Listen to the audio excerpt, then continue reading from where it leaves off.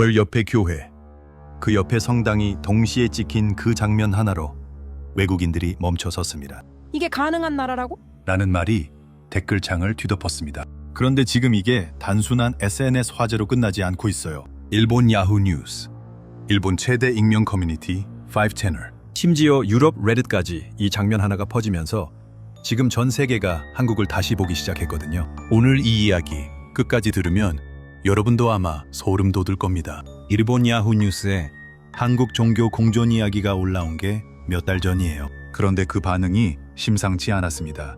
보통 한국 관련 기사면 그냥 흘러가거든요. 근데 이건 달랐어요.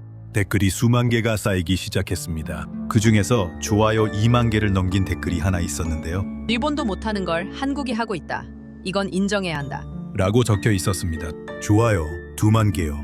일본 커뮤니티에서 한국을 이렇게 직접적으로 인정하는 댓글이 2만 개 좋아요를 받는다는 거. 이게 얼마나 이례적인 건지 아시는 분은 아실 거예요. 두 번째로 많은 좋아요를 받은 댓글은 18,000개였어요. 내용은 더 직설적이었습니다.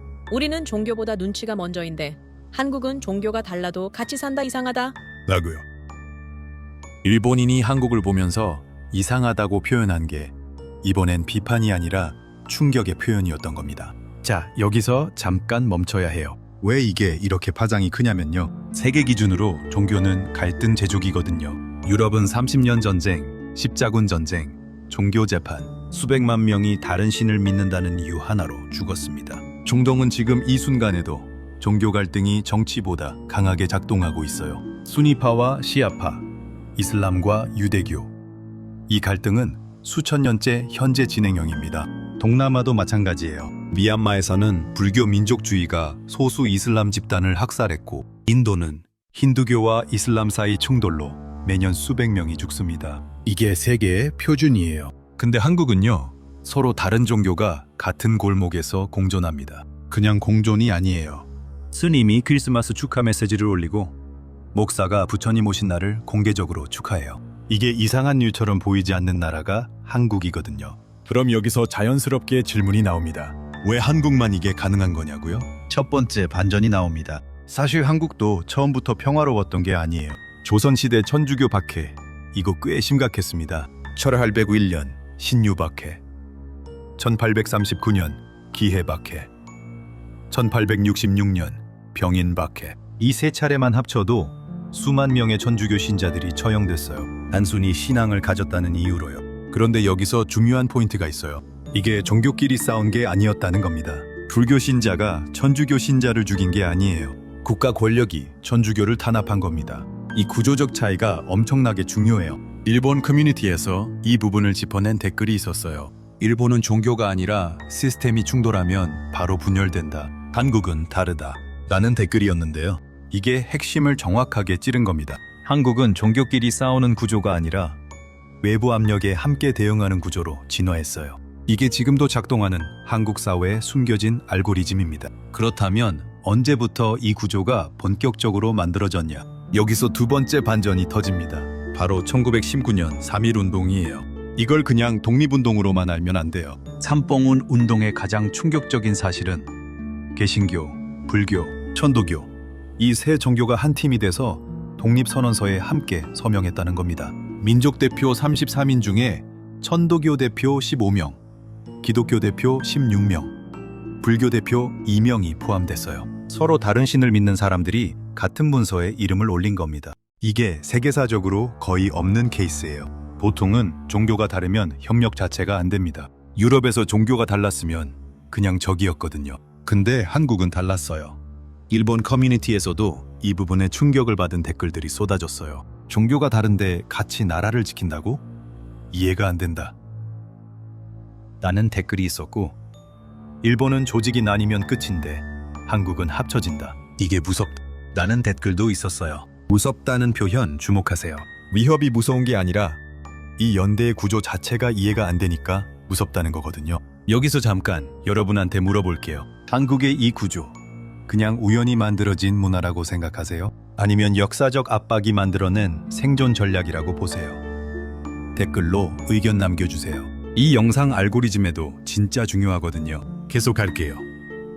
삼봉원 운동 이후에도 한국은 계속 외부 압박을 받았습니다. 일제강점기, 육제2보 전쟁, 군사 독재. 이 시기마다 내부 종교 갈등이 폭발할 수도 있었어요. 근데 그렇게 되지 않았습니다. 왜냐면 외부 위기 앞에서는 내부 갈등을 잠그는 구조가 이미 한국 사회 DNA에 새겨졌기 때문이에요.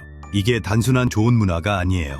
이건 생존 전략입니다. 그리고 그 전략이 지금도 작동하고 있어요. 세 번째 반전은 이겁니다. 지금 한국은 종교 공존 상태가 아니라 사실상 종교 무력화 상태에 가깝다는 겁니다. 무슨 말이냐면 종교가 갈등을 일으킬 힘 자체가 약해졌다는 거예요.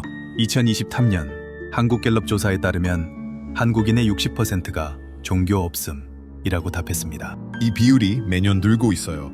근데 재밌는 건 종교가 없어도 절에 가고 교회에 가고 성당에 가는 사람들이 여전히 많다는 거예요. 신앙으로서의 종교가 아니라 문화로서의 종교가 된 겁니다. 일본 커뮤니티에서 이 부분을 분석한 댓글이 있었어요. 한국은 종교보다 관계가 우선이다. 일본은 관계보다 규칙이 우선이다. 라는 댓글이었는데요. 이 차이가 엄청납니다. 한국은 관계 중심 사회라서 종교도 관계 안으로 흡수돼요. 부모님이 절에 다니면 나도 따라가고, 친구가 교회에 다니면 같이 가보고, 종교가 관계의 일부가 되는 거예요. 반대로 일본은 규칙 중심이라 다르면 그냥 거리두기가 됩니다. 이게 한국에서 가족끼리 종교가 달라도 별 문제가 없는 이유예요. 아버지는 불교, 어머니는 기독교, 자녀는 무교. 이런 가족이 한국에는 수도 없이 많아요. 그런데 밥상에서 종교 때문에 싸우는 경우는 드물잖아요. 이게 외국인 기준에서는 거의 이해 불가능한 구조입니다. 그런데 지금 이게 글로벌 시장에서 엄청난 주목을 받고 있어요. 2024년 이후 전 세계 주요 기업들이 공통적으로 하는 말이 있어요. 문화 다양성을 어떻게 하나로 묶을 거냐. 다양성은 확보했는데 갈등 없이 협력하는 구조를 못 만들어서 오히려 내부가 분열되는 기업들이 늘고 있거든요. 미국 실리콘밸리에서도 이게 큰 고민이에요. 근데 한국은 이걸 사회 단위로 이미 수백 년 동안 해온 나라입니다. 그래서 유럽 레딧에 한국 종교 공존 사진이 올라왔을 때 반응이 폭발했던 거예요. 이걸 왜 한국인들은 당연하게 생각하지?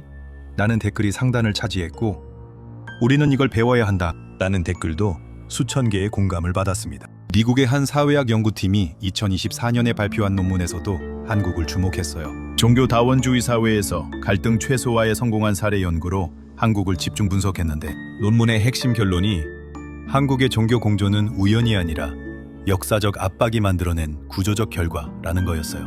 이게 왜 중요하냐면 지금 전 세계가 갈등으로 분열되고 있는 상황에서 한국이 가진 이 구조적 능력이 소프트 파워 이상의 가치를 가지기 시작했기 때문이에요. K-드라마, K-팝이 글로벌로 퍼지면서 외국인들이 한국에 관심을 갖기 시작했잖아요. 근데 이제 그 관심이 문화를 넘어서 이 사회는 어떻게 작동하는 거지? 라는 질문으로 넘어오고 있어요. 일본 야후 뉴스 댓글 중에 이런 게 있었습니다. 한국 드라마에서 종교 갈등이 주요 소재로 나오지 않는 이유를 이제야 알 것 같다. 라는 댓글이었는데요. 생각해보면 맞아요. 미국 드라마엔 종교 갈등이 주요 소재로 자주 나오는데 한국 드라마엔 없잖아요. 그게 그냥 드라마 작가의 선택이 아니라 사회 반영인 거예요. 또 다른 일본 댓글도 있었어요. 한국은 갈등을 밖으로 터뜨리지 않고 안으로 소화하는 나라다. 라고요. 이게 좋게 보면 조화롭고 나쁘게 보면 억압이기도 하죠. 근데 결과적으로 종교 갈등으로 인한 사회 분열은 최소화됐습니다. 여기서 또 하나의 충격적인 사실이 있어요. 한국에서 종교 건물이 얼마나 밀집해 있는지 아세요? 서울 기준으로 반경 500m 안에 평균 4개에서 7개의 종교시설이 있습니다. 교회, 절, 성당, 원불교 교당. 이게 전쟁 없이 공존하고 있어요. 도시 계획상으로도 특별히 분리되지 않아요. 그냥 섞여 있습니다. 일본 도쿄도 신사와 절이 많지만 기독교 교회와의 밀도 면에서는 한국과 비교가 안 돼요. 미국은 지역별로 종교 분포가 극명하게 갈립니다. 남부는 복음주의, 북동부는 가톨릭, 서부는 무종교 비율이 높아요. 지역이 곧 종교 정체성이 되는 구조거든요. 한국은 그게 없어요. 서울이든 부산이든 전주든 어디를 가도 교회, 절, 성당이 같이 있습니다. 이 자체가 이미 구조적 공존의 증거예요. 자, 그럼 지금 이 시점에서 중요한 질문을 하나 던질게요. 한국의 이 기묘한 평화, 앞으로도 유지될 수 있을까요? 낙관론이 있어요. 무종교 비율이 높아질수록 종교 갈등의 여지 자체가 줄어든다는 거예요. 믿는 사람이 없으면 싸울 일도 없으니까요. 실제로 20대, 30대 한국인의 무종교 비율은 70%가 넘습니다. 근데 비관론도 있어요. 최근 들어 일부 개신교 단체의 정치 개입 이슈, 특정 종교기관의 사회적 갈등 유발 사례들이 보도되면서 종교에 대한 반감도 커지고 있거든요. 무종교가 단순히 종교에 무관심한 게 아니라 종교의 피로감을 느낀 결과라면 이야기가 달라질 수 있어요. 일본의 한 사회학자는 이런 말을 했습니다. 한국의 종교 공존은 성숙한 관용의 결과가 아니라 종교에 대한 집단적 피로감의 결과일 수 있다. 라고요. 이 분석이 맞다면 공존이 아니라 무관심이고, 무관심이 깨지는 순간 갈등이 폭발할 수도 있다는 경고이기도 합니다. 여러분은 어떻게 보세요? 한국의 종교 공존, 진짜 관용인가요? 아니면 피로감인가요? 여기서 마지막으로 하나만 더 이야기할게요. 만약 한국이 종교 갈등 국가였다면 지금의 경제 성장이 가능했을까요? 아마 불가능했을 겁니다. 인도는 힌두 민족주의와 이슬람 갈등으로 매년 수조 원의 경제적 손실이 발생해요. 중동 국가들은 종교 갈등이 외국인 투자 유치에 직접적인 장벽이 됩니다. 한국은 그 장벽이 없었어요. 외국 기업이 들어와도 종교 때문에 사원 문화가 충돌할 가능성이 다른 나라에 비해 현저히 낮습니다. 이게 글로벌 비즈니스 측면에서도 한국의 숨은 경쟁력이에요. 지금 전 세계 ESG 경영에서 다양성과 포용이 핵심 지표가 됐잖아요. 한국은 이미 사회 전체가 그 모델을 수백 년 동안 운영해온 셈이에요. 이걸 콘텐츠로, 교육으로, 사회 시스템으로 수출할 수 있다면 그 가치는 K-팝이나 K-드라마보다 훨씬 클 수 있습니다. 일본 커뮤니티의 한 댓글로 오늘 이야기를 마무리할게요. 한국이 자신들의 이 능력을 스스로 모른다는 게 가장 아이러니하다. 라는 댓글이었습니다. 여러분, 이 말 어떻게 들리세요? 우리가 너무 당연하게 생각하고 있는 것들이 사실은 전 세계가 부러워하는 것일 수 있어요. 절 옆에 교회, 그 옆에 성당. 이 장면이 왜 외국인들을 멈추게 하는지 이제 조금 다르게 보이지 않나요? 한국의 이 구조, 자연스럽게 유지될 거라고 보시나요? 아니면 언젠가 깨질 거라고 보시나요? 댓글에 솔직하게 써주세요. 여러분 생각이 진짜 궁금합니다. 이런 구조적인 이야기 계속 보고 싶으시면 좋아요와 구독 부탁드립니다. 다음 영상에서도 한국인이 몰랐던 한국 이야기 계속 가져올게요.